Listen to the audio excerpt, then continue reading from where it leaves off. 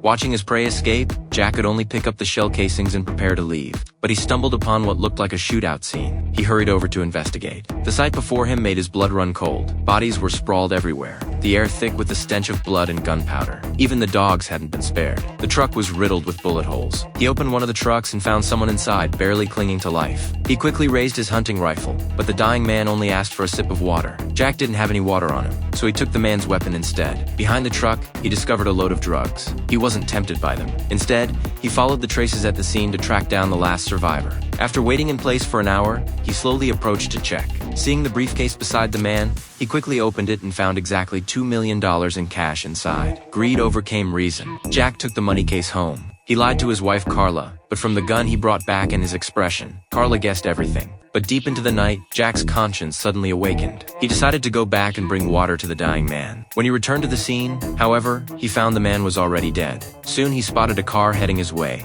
He immediately fled in the opposite direction, but was quickly shot. He dove into the river to escape. The killer also got a signal receiver from the drug dealers. The transmitter was inside Jack's money case. The next day, the local sheriff Bell arrived at the crime scene. Bell examined the scene and, with years of experience, quickly reconstructed what had happened. He found a truck belonging to Jack. He sighed that this was a real mess. Jack knew he was in serious trouble. He put his wife on a bus to her mother's house and checked into a motel with the money case. To ensure his safety, he came up with a brilliant plan. He hid the money case in the ventilation duct of the adjoining room. Soon the killer followed the signal and arrived. He used a gas cylinder to blow open the lock of the next room, where several Mexican drug dealers were staying. After a bloody massacre, the killer sat on the bed, realizing he'd been played. Meanwhile, Jack seized the opportunity to grab the money case and hitchhike away, temporarily escaping danger. Before long, Jack had moved to another motel near the US-Mexico border. As he tried to sleep, something felt wrong. Somehow the killer knew his exact location. To confirm his suspicions, he quickly opened the case and, sure enough, found a tracking device hidden among the bills.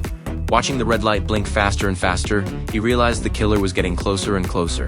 He quickly hid the money case under the bed and waited nervously. When night fell, the killer came calling again. This time, he shot the lock directly. Jack returned fire from behind the door, and the two engaged in a fierce gunfight through the door. Then Jack successfully escaped through the window with the money case and made it to the street. He flagged down a passing truck, but the killer suddenly shot the driver. Jack had no choice but to drive himself, but didn't get far before crashing by the roadside. The two then engaged in an intense firefight. Eventually, the killer fled, wounded, while Jack also staggered away into the night. The next day, the killer blew up a car on the roadside. Using the chaos as cover, he entered a pharmacy to get the medical supplies he needed, then returned to his hideout to treat the wound on his leg. He used tweezers to extract the bullet fragments and disinfected with alcohol, showing no emotion throughout the entire process, displaying the killer's incredible willpower. Soon, the killer called Jack and began threatening him. If he didn't hand over the money, his wife would die. An enraged Jack declared war on the killer over the phone. He decided to take the offensive. He arranged to meet his wife at a motel, planning to give her the money and then go deal with the killer himself. But out of concern, Carla told Sheriff Bell about Jack's plan. At the designated motel,